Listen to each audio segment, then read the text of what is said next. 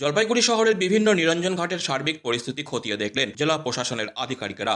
উপস্থিত ছিলেন সদর মহকুমা শাসক তমজিৎ চক্রবর্তী, ডিএসপি ট্রাফিক অরিন্দম পাল চৌধুরী, দমকল আধিকারিক সহ পুরসভা ও সিভিল ডিফেন্সের কর্মীরা।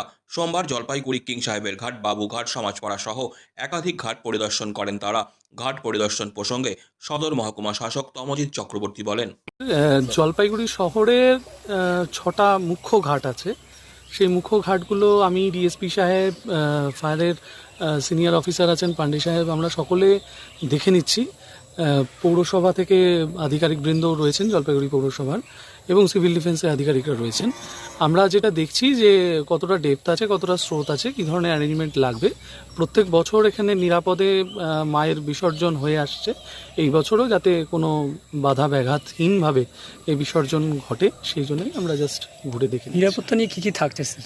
এখানে আমাদের যেরকম পৌরসভার পক্ষ থেকে ওনারা ফেন্সিং করে দিচ্ছেন, এছাড়া আলোর ব্যবস্থা থাকছে, সিভিল ডিফেন্সের স্পিড বোট থাকছে, দুটো কান্ট্রি বোট পৌরসভার পক্ষ থেকে থাকছে, যথেষ্ট পরিমাণে সিভিল ডিফেন্স ভলেন্টিয়ারও থাকবে। কোনো অসুবিধা হওয়ার কথা নয়। কার্নিভ্যাল বাদ দিয়েও তো আরো দুদিন থাকবে, যখন দশমী 12, 13, 14 আমাদের 3 দিন ভাসানের ডেট হয়েছে। তো 3 দিনই আমাদের ব্যবস্থাপনা থাকবে। আমরা এক্সপেক্ট করছি 13 এবং 14তেই সাধারণত লোকে বিসর্জন বেশি দেবেন, যেহেতু 12 তারিখটা শনিবার পড়ছে।